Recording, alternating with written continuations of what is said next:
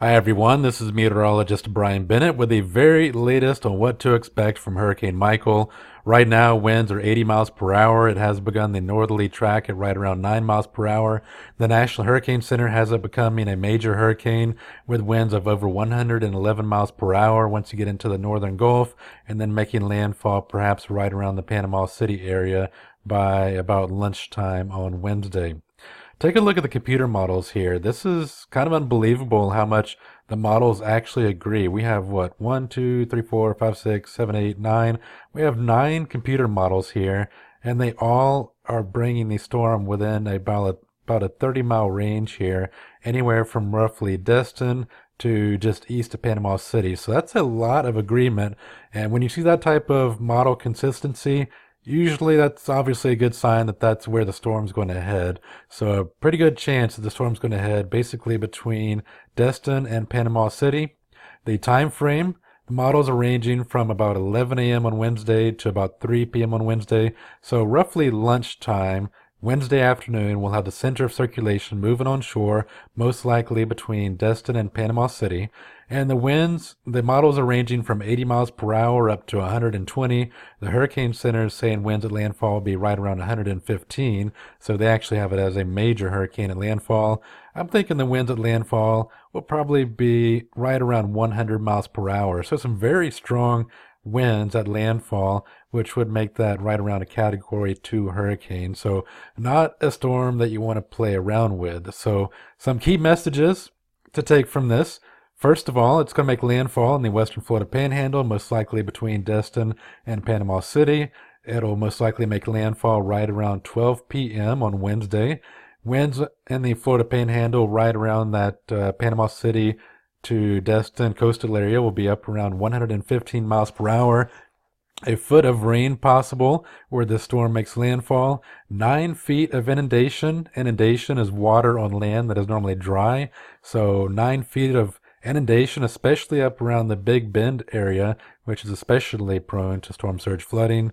Also, note that this is a very fast moving storm, so unlike some of the previous hurricanes we've seen, like Harvey, where they just sat in one location, rained themselves out, and died, this storm is going to jettison across Georgia and the Carolinas, and that's not going to give it time to diminish and weaken. So that means we're going to continue to see strong winds even into Georgia and the Carolinas. Storm surge is the most deadly part of a hurricane. That's something that should be ingrained in your brain, especially if you're in the path of this hurricane and you live in any coastal location. Power will go out for much of the Panhandle and even into Georgia, so you should definitely be planning ahead for that. And if you live, especially between Destin and Panama City Beach or anywhere in the western Florida Panhandle, you should evacuate. Locations to head, you can head northwest to Montgomery, or you could head southeast to, say, Gainesville, Florida, or the Tampa Bay area. Storm surge prone areas, please leave. If you live anywhere in Panama City Beach, or say the Destin area, or Apalachicola, or anywhere, say in Carabel, Florida, then you should leave. The storm surge is going to be pretty extreme in those locations. If you're in a non-permanent housing like a mobile home or an RV, you should find sturdy shelter or try to go stay at a friend's house maybe that has some type of brick and mortar foundation, just somewhere a little more steady than a mobile home or an RV. Keep it in mind that hurricanes also drop a lot of tornadoes as well. So we're going to see some chances for some very quick tornadoes, possibly in the Panhandle area as the hurricane is making landfall. In the Tampa Bay area, maximum wind gust of right around 45 to 50 miles per hour. So not a huge deal for the Tampa Bay area, but still pretty breezy, maybe enough to bring down a couple of limbs in the immediate coastal areas. Once you get away from the coast, you have the friction of the land, you have the trees, and the threat for strong winds kind of weakens quite a bit. As far as storm surge goes, Hernando, Pasco, Pinellas, Hillsborough can expect an inundation up to a foot. So with that type of inundation, I'm not expecting any structures to be flooded. But if you're in an especially prone area, and you would know if you are, then please keep an eye on the high tides and also the storm surge as the hurricane is progressing north. Structures that could be flooded, possibly up around Crystal River and Citrus County. some of the water could be funneled into the river and result in quite a bit of inundation in Crystal River and other counties like Levy County and areas to the north. Storm surge becomes a much greater hazard than it's going to be in the immediate Tampa Bay area. All right, so we obviously have watches and warnings up and down the Panhandle area. Hurricane warnings, obviously, in the Panhandle. Tropical storm watches extending down into the Tampa Bay area. And then we even have a storm surge watch for Hillsborough and Pinellas County. And again, not expecting too much of a storm surge in Hillsborough and Pinellas, but kind of precautionary. Just basically keep an eye out for it. At this point, storm surge looks like it could be more of an issue when you get up into the Crystal River area or areas farther north, especially into Big Bend. Here's a look at the infrared satellite imagery. You can see the storm is making its northerly progression and looking a lot better form than it was this time yesterday.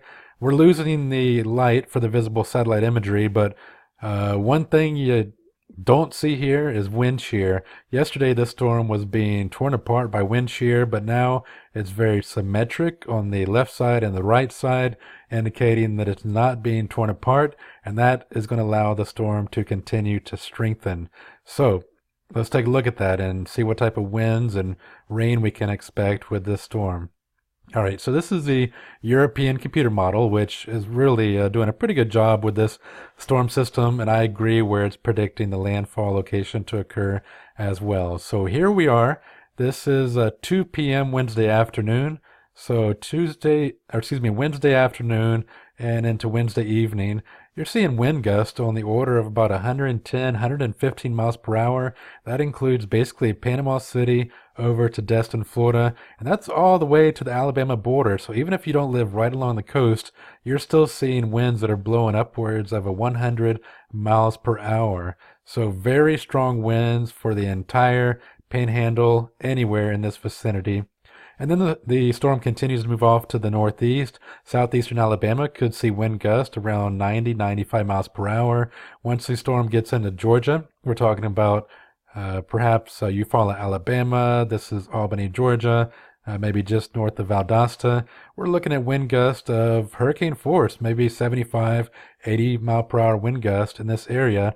And this would be late Wednesday night and into early Thursday morning. And then as the storm moves just south of Athens, Georgia, perhaps south of Augusta, then we're still seeing wind gusts on the order of 50 to 60 miles per hour. And then Florence, South Carolina, maybe a wind gust to about 55, 60 miles per hour. And once the storm gets into North Carolina, same thing, especially in coastal areas, a 60, maybe a 70 mile per hour wind gust up around the Wilmington area or Cape Hatteras as the storm re-exits into the Atlantic. Again, I think the storm's going to enter as a hurricane, be downgraded to a tropical storm, but I don't think it's ever going to be downgraded to a tropical depression. It's moving pretty quick, so it's going to move back out into the Atlantic Ocean, most likely as a tropical storm. So here's a closer look. Here's a storm moving up to the north, and again, you can see the very powerful winds, possibly gusting 115 miles per hour in the Panama City Beach over to Destin, Santa Rosa locations on the Panhandle, and then it continues off to the north. Let's take a closer look at the Tampa Bay area. And again, we could see wind gusts in coastal areas, especially gusting to 45, maybe 50 miles per hour. Not expecting a ton of wind in the Tampa Bay area, but it will be windy. We will have rip currents. Not that you'd be in the water anyway with the red tide, but if for some reason you're thinking about going in the water, just be wary that there will be some rip currents and some very large surf. Of course, nobody should be taking boats out anytime on Wednesday or even Thursday with the volatile seas off of the Tampa Bay area. All right, as the storm gets into Georgia, check this out. We're looking at very strong winds. Again, hurricane force winds, especially in south central parts of Georgia. And then the storm continues to move off to the northeast. It gets into the Carolinas. And even in the Carolinas, we're looking at winds gusting upwards of, say, 65 miles per hour. Once the storm gets closer to the coast, it could strengthen even a tiny bit. So Cape Hatteras, again, looking at winds blowing pretty close to hurricane force, right around 72, 73 miles per hour. So strong winds from start to finish with this tropical system. How much rain are we talking about? Well, where the storm makes landfall, we're looking at about a foot of rain, roughly, right around the Panama City or Destin area, and some heavy rain stretching up through central Georgia and also into parts of central and western Carolinas as well, including Charlotte, North Carolina, could see some heavy rain, and parts of central North Carolina, right around Fayetteville, could see perhaps 7 or 8 inches of rain as well. So some heavy rain as the storm system moves off to the north. Storm surge. All right, this is a product that if you think you're in a storm surge area, you should really go online and check this out. This is on the National Hurricane Center webpage, and it shows you the inundation forecast. And you can see in this general vicinity, right around Panama City Beach, we're going to see the yellow color here, which represents about 3 feet of inundation. So that's 3 feet of water on land that is normally dry all along this inlet here. And same thing goes with the areas exposed to the immediate beach. But then check this out.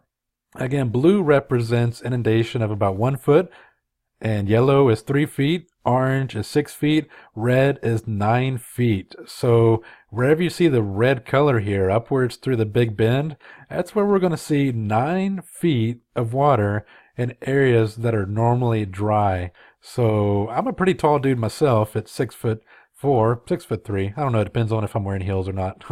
But nonetheless, this water would be above my head. So really just a lot of storm surge up in the Big Bend area. Fortunately, it's not heavily populated in that area, but if you happen to know somebody that lives in one of those prone areas, please make sure that they are evacuating. Going down through the coast, Levy County could see some storm surge on the order of about 6 feet, and or I should say inundation. So inundation is water in normally dry areas. I mentioned Crystal River earlier. Let's zoom in a tad on Crystal River, and you can see that a lot of areas that are normally dry are actually not going to be dry with this hurricane moving by. So again, yellow is about 3 feet, orange is 6 feet of inundation. So some structures right along the river could potentially be flooded in the Crystal River location, and maybe even Homosassa River area as well. Heading down into Hernando County, not quite as much of a risk for any structures to be flooded. Getting down into Pasco County, maybe a foot of inundation, and the same thing goes. You head down into coastal Pinellas County, maybe a foot of inundation in extremely low-lying areas, but really not too much of a storm surge threat for the majority of the Tampa Bay area. All right, guys, that's the latest. We're dealing with a major hurricane here, and again, it's going to make landfall on Wednesday. That's the latest that I have for you. If you have any questions, feel free to zip me a comment, and I'll make any updates if I happen to see any changes. Till then, I got to give my uncle a call and let him know the latest, and let him know he should probably be evacuating. All right, guys, thank you for watching.